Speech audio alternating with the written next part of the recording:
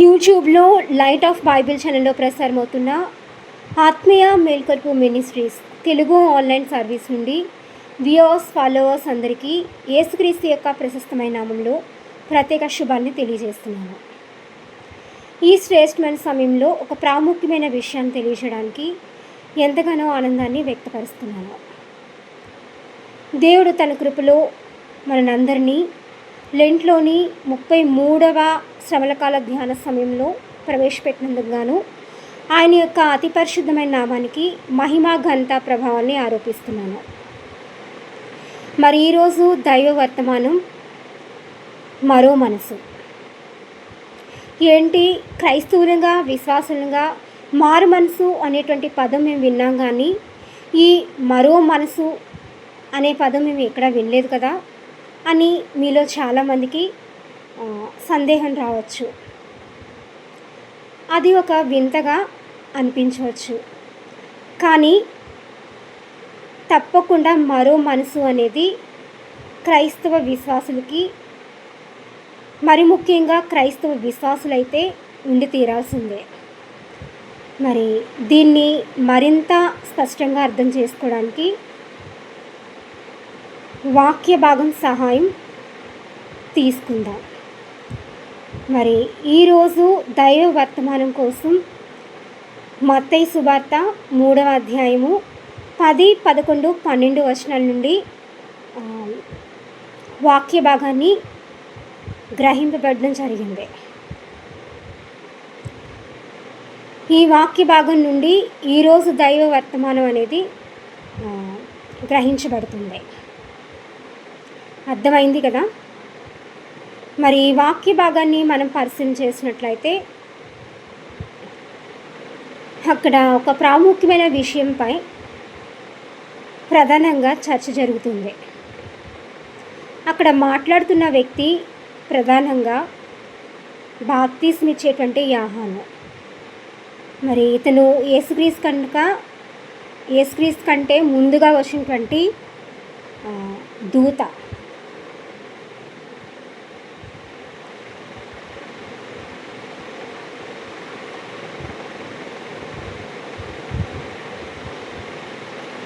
ఇతనికి మరొక పేరు అరణ్యంలో కేకలు వేసిన ఒక శబ్దం. అంటే యేసుక్రీస్తు ప్రభువారు రాక లేక ముందు మరి బాప్తిస్మం ఇచ్చేటువంటి యోహాను సువార్త ప్రకటన చేయాల్సి వచ్చింది. అది ఎప్పటి వరకు అంటే యేసుక్రీస్తు వచ్చేంత వరకు. ఒక టెంపరీ పోస్ట్ లాంటిది. తప్పకుండా పర్మనెంట్ పోస్ట్ అనేది ఒకటి ఉంటుంది. అంటే కొన్ని పరిమితం అని చెప్పుకోవచ్చు. అంటే కొన్నిటికి పరిమితం అవ్వచ్చు, కొన్ని పరిమితంగా ఉండొచ్చు, మరికొన్ని అపరిమితంగా ఉండొచ్చు. ఇక్కడ ఎప్పుడు కూడా అపరిమితంగా ఉండేది యేసుక్రీస్తు ప్రభువారే. మనం పరలోకం చేరేంత వరకు ఆయన ఖచ్చితంగా మనతో ఉండాల్సిందే. అయితే ఇక్కడ బాప్తిస్మం ఇచ్చేటువంటి యోహాను పరలోక రాజ్యం సమీపించి ఉంది, మారు మనసు పొందండి అని ప్రకటన చేస్తున్న సమయంలో ఒక విషయాన్ని హెచ్చరించి మరీ చెప్తాడు. గొడ్డలి చెట్ల వేరున ఉంచబడింది, ఫలింపని ప్రతి చెట్టు నరకబడి అగ్నిలో వేయబడుతుంది. మరి ఏ చెట్టు అయితే మంచి ఫలాలు ఇవ్వదో ఆ చెట్టు ఇంకా ఎదగడానికి మరి దేవుడు అవకాశం ఇవ్వడంట. చెడ్డ ఫలాలు ఫలిస్తూ ఉంటే ఆ చెట్టుని మరి ఎదగనివ్వడానికి దేవుడు ఒప్పుకోవడానికి సిద్ధంగా లేడు. అంటే మంచి ఫలాలు ఫలిస్తేనే తప్ప మరి ఆ చెట్టు బ్రతకడానికి యోగ్యత లేనిదై ఉంది. ఈరోజు మనలో అనేక మంది దేవుని యొక్క మంచి ఫలాలు లేకుండా బ్రతికేస్తే మన గతి కూడా అంతే.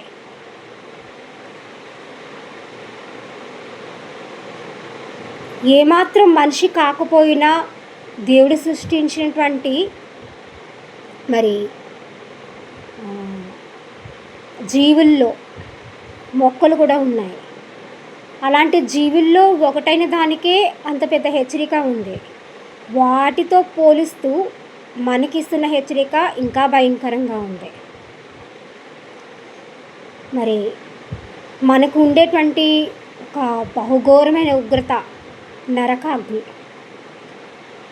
మనం గనక మంచి ఫలాలు ఫలించకపోతే, దేవుని యొక్క గుణ లక్షణాలు మనలో లేకపోతే, ఆయన బిడ్డలమన్నీ అనిపించుకోవడానికి తగిన కార్యాలు చేయకపోతే, తగిన జీవితం జీవించకపోతే, ఆయన్ని అనుసరిస్తూ స్తుతించకపోతే, ఎందుకు పనికిరానిటువంటి ఇలాంటి చెట్టులాగా ఉంటాయి. మనము కూడా ఆ చెట్టు వలె నరకబడి మరి పారివేయబడతాం. అంటే వ్యర్థులుగా మనల్ని జమకడతాడు దేవుడు. మీరు ఉన్నారు కానీ ఎందుకు పనికిరారు, మీరు ఉండడం భూమికి భారం. కాబట్టి మీరు లేకుండా ఉండడం మంచిది అని దేవుడు ఒక నిర్ణయం అనేది తీసుకుంటూ ఉంటాడు.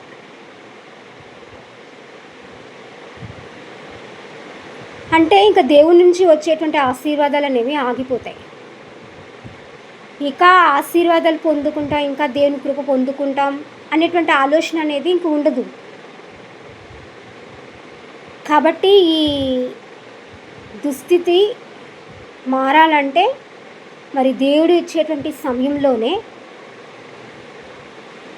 చెడ్డ హృదయంతో ఉన్నామని యేసు పరిశుద్ధ రక్తాన్ని బట్టి పరిశీలన చేసుకుంటూ ఖచ్చితంగా మరో మనసు అనేది పొందుకోవడానికి చాలా తీవ్రంగా ప్రయత్నం చేయాలి.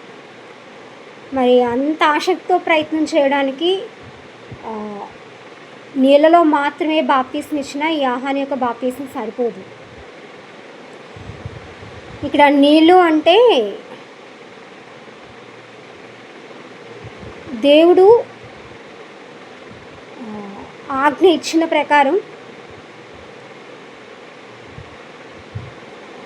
మారు మనసు పొందండి, లేకపోతే మీకు శిక్ష తప్పదు అన్న దాన్ని ఆధారంగా చేసుకొని ఆ ఒక్క మాటను బట్టి సో మేము అపాయంలో పడతాం, దేవుడు చెప్పింది వినాలి అన్న ఉద్దేశంతో అప్పటికప్పుడు జరిగిన ఒక కార్యాచరణ ఇది. దానికి నీళ్ళని ఉపయోగించడం జరిగింది. మరి ఆనాటి కాలంలో పాపం పోవాలంటే నీళ్ళని జల్లుతూ దాన్ని శుద్ధ జలంగా అంటూ మరి మీ పాపం పోయింది అని అంటూ ఉండేవారు అన్నమాట. అంటే అలాంటి నీళ్ళే ఇవి, ఒక శుద్ధ జలం లాంటిది. మరి బాప్తీసం ఇచ్చేటువంటి యోహాను సమయంలో ఈ శుద్ధ జలం సరిపోదు. కాబట్టి ఇంతకు మించినటువంటి గొప్ప వ్యక్తి రక్షకుడిగా మనకు ఉండాలి, ఆయన యేసుక్రీస్తు ప్రభువారు. మరి ఆయన గురించి ఇక్కడ యోహాను సాక్షి ఇవ్వడం జరుగుతుంది, బాప్తీసం ఇచ్చేటువంటి యోహాను.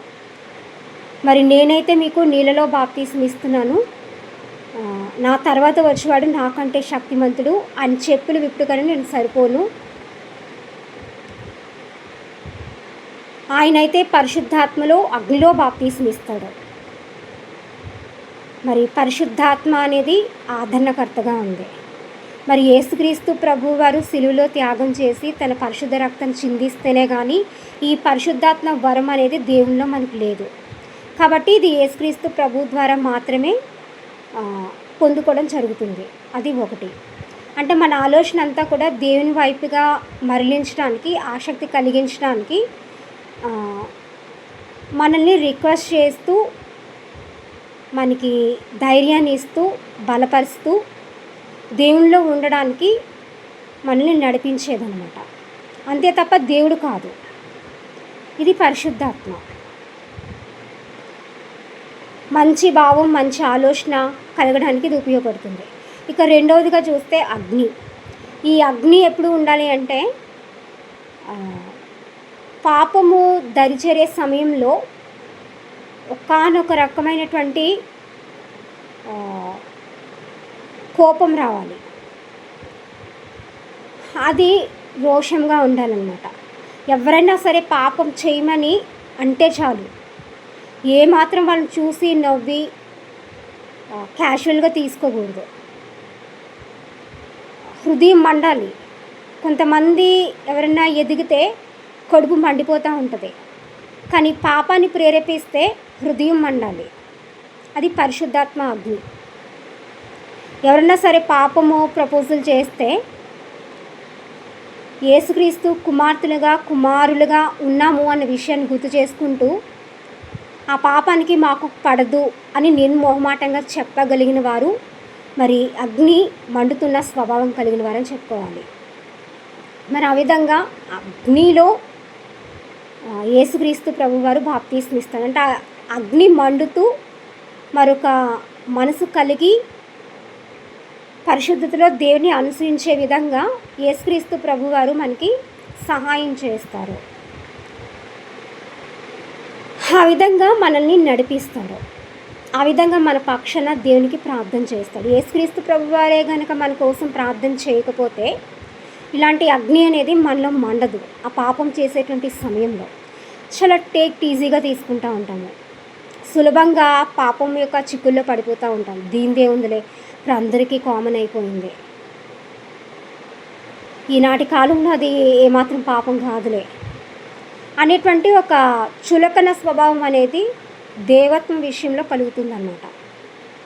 ఆ విధంగా దేవుణ్ణి చులకనగా తీసుకోకుండా ఆయన పట్ల ఒక భయం కలగడానికి, ఆ భయంతో పాపం చేయకుండా ఉండడానికి, అదే భయం కలిగి దేవుణ్ణి గౌరవించడానికి మరి ఈ అగ్నిలో యేసుక్రీస్తు ప్రభువారు ఇచ్చేటువంటి బాప్తీసం అనేది మనకి ఎంతగానో ముఖ్యం అన్నమాట. ఆ విధంగా మరి అగ్నిలో బాప్తీసం యేసుక్రీస్తు ప్రభువారు ఇవ్వడం జరుగుతుంది. ఎప్పుడైతే ఆ విధంగా తిరస్కరించలేమో మరి అగ్నిలో బాప్తీసం పొందుకోలేదని అర్థం చేసుకోవాలి. అంతేకాకుండా పరిశుద్ధాత్మ మనకి సహాయపడడం లేదు, పరిశుద్ధాత్మ తోడనేది లేకుండా ఉన్నాము, పరిశుద్ధాత్మ పనిచేయడం లేదు అని కూడా అర్థం వస్తుంది. మరి యేసుక్రీస్తుని అనుసరించడానికి ఖచ్చితంగా యేసుక్రీస్తు పరిశుద్ధాత్మలో అగ్నిలో ఇచ్చేటువంటి బాప్తీసం అనేది మనకి ఎంతగానో అవసరం. అంటే యేసుక్రీస్తుని నమ్మడమే కాదు, ఖచ్చితంగా ఆ నమ్మకానికి తగినటువంటి మంచి ప్రవర్తన అది మన జీవితంలో ఉండాలి. నేను దేవుని యందు విశ్వాసం ఉంచాను, దేవునిలో పాపం నుంచి క్షమాపణ పొందుకున్నాను, ఈ విధంగా దేవునికి ప్రార్థన చేసుకుంటూ నేను చాలా ఆనందంగా ఉన్నాను అని ఆనందంతోనే అక్కడితోనే ఆగిపోయేటువంటి ప్రయాణం కాదు అది. ఖచ్చితంగా ప్రవర్తన విషయంలో ఉండాల్సిన ప్రతి విధమైన మార్పు ఉండి తీరాల్సిందే. బుద్ధి పనిచేయాలి, జ్ఞానం పనిచేయాలి, వివేకం పనిచేయాలి. ముందున్న చెడ్డ ప్రవర్తన ఖచ్చితంగా మారి తీరాలి. ప్రవర్తన మారకుండా నేను ఈరోజు యేసుక్రీస్తు యొక్క విశ్వాసిని అని చెప్పుకుంటే సరిపోదు. మరి ప్రవర్తన ఫలం అనేది మనకు ఉంటేనే మనం దేవుని దృష్టికి వ్యర్థులుగా కాకుండా మరి దేవుడు లెక్క చేయనటువంటి, దేవుని లెక్కల్లోనే లేనటువంటి ఆ పందుల గుంపులా ఉండకుండా మరి యేసుక్రీస్తు ప్రభువాన్ని వెంబడించేటువంటి గొర్రెలుగా పరిగణించబడుతూ ఆయన యొక్క కాపుదల సంరక్షణ పొందుకుంటూ అంతకంతకు ఆత్మీయంగా ఫలించడానికి దేవుడు ఒక అనుమతి ఇస్తాడు. ఆ అనుమతి కోసం ఖచ్చితంగా యేసుక్రీస్తు ప్రభు ద్వారా పరిశుద్ధాత్మలో అగ్నిలో బాప్తీసం పొందుతూ మరో మనసుని మనం కలిగి ఉండాలి. ఉన్న మనసుని విడిచిపెట్టాలన్నది మరి ఫేస్ టు ఫేస్ డైరెక్ట్గా చెప్పేటువంటి విషయం. ఇందులో మరి ఆలోచన లేదు, కానీ ఖచ్చితంగా మరో మనసు అనేది ఉండాలి. ఉన్న మనసు ఖచ్చితంగా తొలగింపబడాలి. మరో మనసు అనేది యేసుక్రీస్తులో కొత్తగా మనకు ఉండాలి. మరి విన్నారు కదా ఈనాటి ఆత్మీయ సందేశం. ఈ ఆత్మీయ సందేశం నచ్చిన వారు తప్పకుండా లైక్ చేయండి, ఫాలో అవుతుండండి, సబ్స్క్రైబ్ చేయండి, ఇతరుల చేత సబ్స్క్రైబ్ చేయించండి, మరీ ముఖ్యంగా షేర్ చేయండి.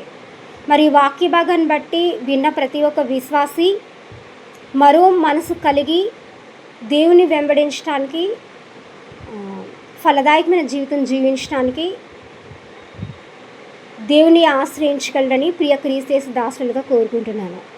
Servant of God B Vijayavahini, Atmiya Melkolpu ministries Telugu online service, light of Bible channel in YouTube. Thank you all for watching and subscribe. May God bless you all. Amen.